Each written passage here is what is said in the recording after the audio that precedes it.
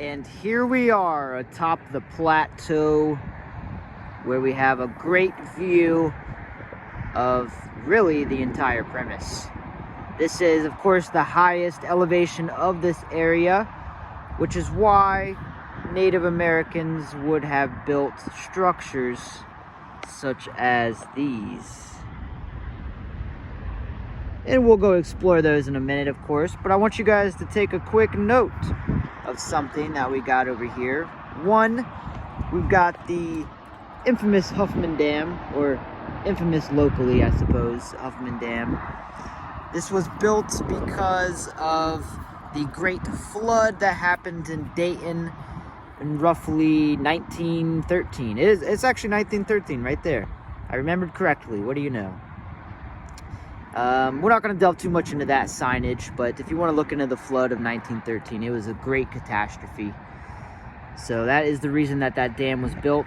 So right down there is the Mad River, which is another reason why natives would have built here. It was right next to the waterways. This would have been a pristine spot.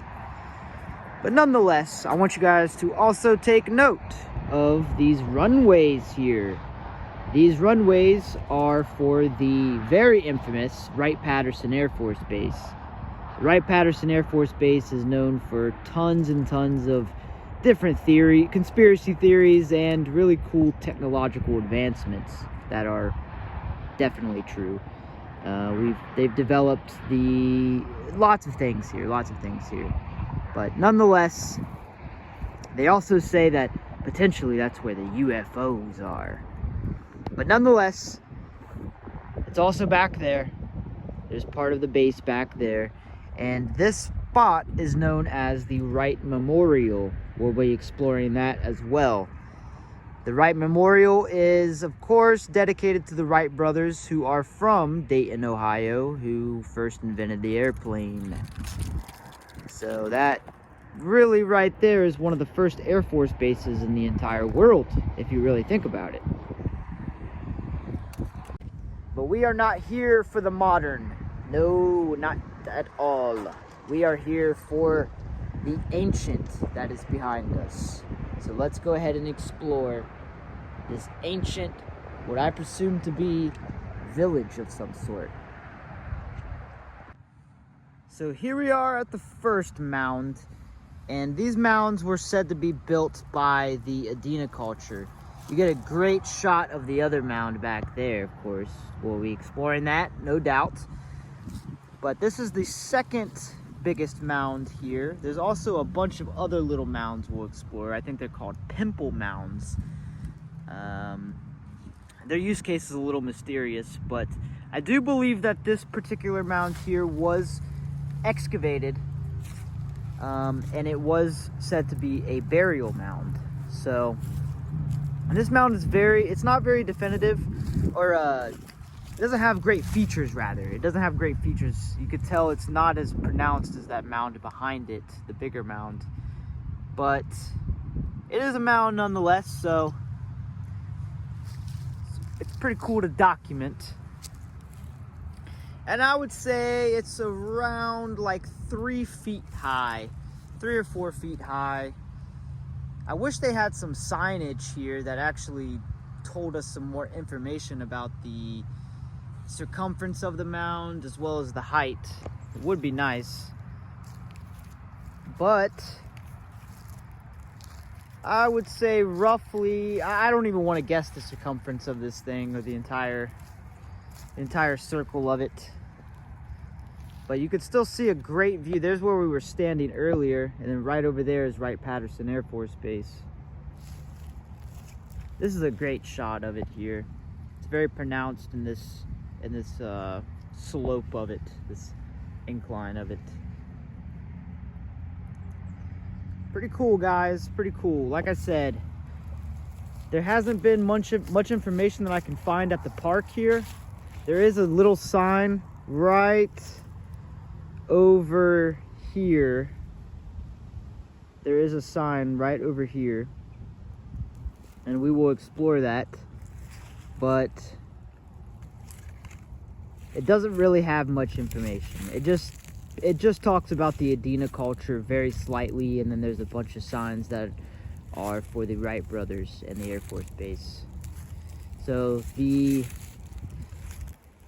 mounds and the ancient history here is not very definitive, I would say. They don't have a lot of information on it. But I have done some digging, and there are a few articles that talk about the excavation of the mounds at Wright Patterson Airforce Base. So I believe that these are included in it. And I believe this one was said to be a burial mound. So let's explore the bigger mound over here. Oh, look at that shot. Beautiful. Let's take a venture. Real quick, one more wide-eye shot of this little burial mound, presumed to be burial mound. So these aren't actually the only mounds that were found in or around Wright Patterson Air Force Base. There's actually a bigger mound that is right on the base, and only base personnel, from my understanding, can get onto it to see it. So unfortunately, we can't document that mound quite yet, but maybe one day we could work something out and figure out a way to document that mound. But I will try and provide some pictures of it if I can, and potentially a map of like where we are and where the other mounds are. So hopefully I include that in the video and I'm not lazy. But here we are at the very beautiful pronounced mound. Now this mound, I believe, was also considered a burial mound. Let's see if we get a little shot of it from this. Let's just go ahead and turn it around. It's too beautiful not to. And there we are, a wide body shot of this mound. Now I would say this one is closer to around 7 or 8 feet high, just based off of my rough guesstimate. I would say roughly 7 or 8 feet high. And like I said, I do believe this one was also considered to be a burial mound. Granted, given its location atop this ridgeline, I mean, you can see, we'll get a better view of it from this angle, or from over here at this angle rather. But they would have had a great vantage point from this spot. This is the highest elevation in this general vicinity, I would say, for miles upon miles. And then there you have the beautiful sun rising. It is roughly 1 p.m. right now. So,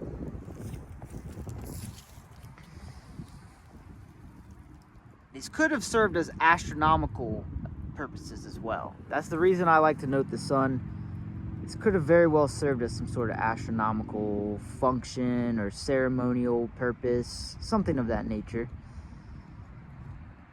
They would have most certainly done some sort of ritual or some sort of sacrament, because these people were extremely religious and everything they did had some sort of connotation, particularly the Hopewell, the successors of who are said to build these mounds, which, like I said before, is the Adena.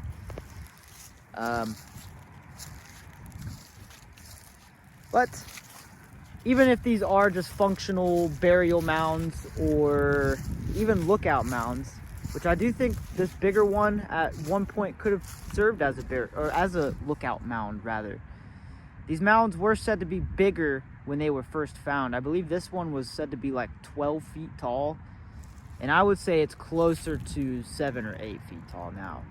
So maybe it might be pushing 9, but those are just my rough guesstimates. Like I said, I really wish they had some signage, like even just over here, just talking about the size of them and what they were used for, etc., what they think they were used for. But it leads for good videos. It leads for great speculation and theory, which is always fun. That's why we like to study ancient history, I think. And right behind us you see the more pronounced features over here. And these are what I believe to be called pimple mounds. Just very small little divots. One right there, one right there, one right there. And then if we turn around, there is also one right in this corner. So we can get a zoom in on that. Boom, bam. So the use case of these, I'm not really 100% sure, to be honest with you. I do think that they potentially served as some sort of defensive means, and potentially they used these to palisade this ridge line. Because I guess technically you could theoretically climb up this ridge over here. We'll take a look at the view that you get down here. But let's get some better views of the... So there's one right at the very bottom of it too. That one's the least pronounced. And then of course the corner one over here is the most pronounced.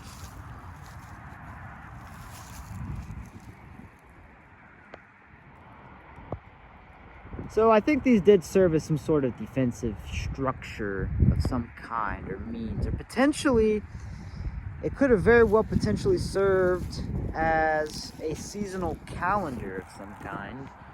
These could have been built, you never know, they could have been built all along this ridge, and some of them have been destroyed over the years.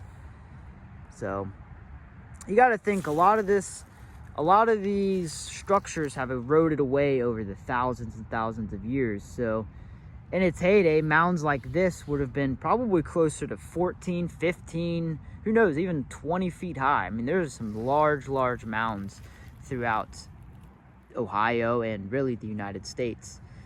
The biggest one here in Ohio is the Miamisburg Mound, which stands at a whopping 70 feet high. So that is one we're going to be exploring very soon. So stay tuned on the channel for that.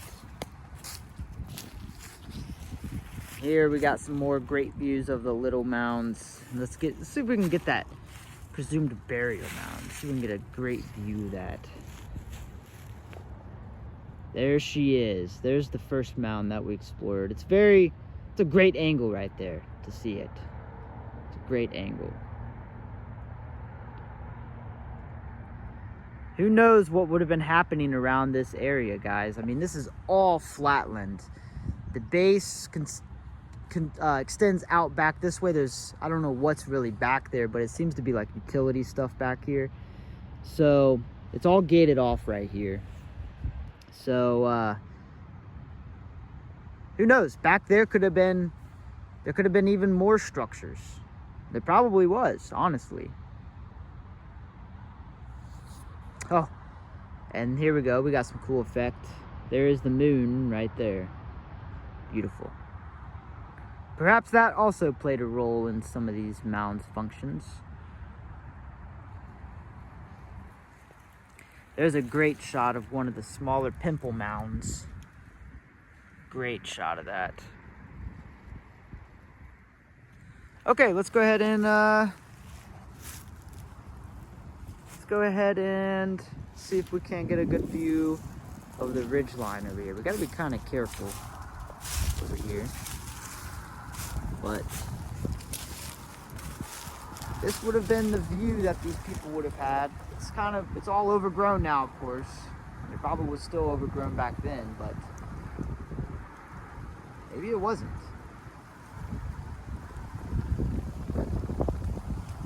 And of course, we have the great view of this ridge way back over here.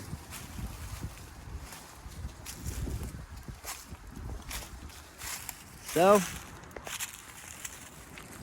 I say we go ahead and check out some of the signage that we have dealing with these mounds and the cultures. Like I said, it's kind of disappointing. I wish that they had signs, you know, at each mound that told what they think it might have been used for, what the size is. But, what can you do? There's actually a few parks around here that I've been to, of which I've thoroughly been disappointed in the signage for some of these mounds and some of these cultures. It's like the information that they provide is very little, for one. Sometimes the signs aren't even legible, or they're not saying. It's crazy. It's crazy. So I've really thought about an idea potentially with the channel of maybe one day working with some of these park districts, because I know for certain the park district that manages places like this do work with the community to try and improve the parks. So maybe it'd be a cool idea to try and fund some money via perhaps YouTube or whatever the case may be, to try and get some better damn signs at these places, guys. Let me know what you think about that idea. Would it be cool to try and start like a GoFundMe or like some sort of non-profit or something to get some better signs for some of these structures and for some of these cultures? Because wait until you see this sign. It's kind of disappointing if you really think about it. Wait until you see this thing. Let's go ahead and show you. Okay, so I want you to keep in mind that this is one of the more badass signs, for a lack of better words, because it's made out of some brass. It's made out of some nice material. Some of the other mounds are absolutely disappointing. I'll throw up some pictures of them here to just give you an idea. You've probably seen some of my other videos, but some of these other signs are just kind of disappointing. So I'll go ahead and read this off here for some people here. So, centuries ago, this hill was a center of life and culture of the mound builders. 2 large burial mounds, so they are burial mounds, and 4 small ones have been identified here by the Ohio State Archaeological and Historical Society. They were once part of a mound community which from all indications was a place of importance in the mound builders era. Thus, from a site with considerable prehistoric interest rises a shaft commemorating one of the greatest advances in the history of mankind. Which, to that, they're referring to the airplane, of which was invented here, I believe. Because over here, and this is why this plaque's kind of badass, this one here compared to some of the other ones, this one actually provides decent information. Some of these other signs, of which I showed the pictures of, not so much. And even that one, I wish they provided some more information, like pertaining to the size of them and, you know, all that kind of stuff. But here we have over here, these are the other plaques. I'm not going to read this one because it doesn't really pertain to the video as much, but this is commemorating the Wright brothers. And then we'll go ahead and show you off. I'm going to be doing a whole video on this memorial. So if you want to watch that video, by all means, I'll be doing a full-on walkthrough of this place, mounds included. So I'll probably leave that in the comments or description. But real quick, there's the Wright Memorial, the official Wright Memorial, Wilbur and Orville Wright. And then over here we have some other plaques. So there's a great view of the mounds. So let me know what you guys think. Would it be worth it to start a GoFundMe or some sort of charity-based thing to try and fund some better signs for some of these parks? This one's actually pretty nice. I really like the style of this sign and the quality of it. But I just wish I had more information, you know? Just wish I had a bit more information, or maybe there's more of them by the mounds, giving their size and even some information about who did the excavations and who figured all this stuff out. It'd be cool to have some more information, you know? And you saw the pictures of the other mounds, and you probably saw them in my other videos. Those mounds are very disappointing, or those signs are very disappointing. Those ones could definitely use some work. So let me know what you guys think. Is that worth venturing or starting? I'd definitely do it. I would definitely do it. I think it needs to be done. But that's going to be it for me for this video. Hopefully you enjoyed this little rundown of an ancient village right here on top of a very infamous Air Force base. It's kind of crazy if you think about it. You have literally prehistoric societies living right next to the greatest modern advancements of mankind today. Pretty cool, pretty cool. But that's going to be it for me for this video, guys. I love you very much. Thank you for watching. And don't forget to subscribe and do all that cool stuff. Oh, I also have a YouTube membership page where you can join to get early access for things. You can join for, you can request video ideas, and you can also join my members only videos. So I'm trying to work out the details of some of the different perks and stuff, but those are the perks for now. I have 3 different tiers. You can go check that out by hitting join if that interests you. Or if you want to support for free, just hit that subscribe button and that like button. But I'm going to be out of here, guys. Peace.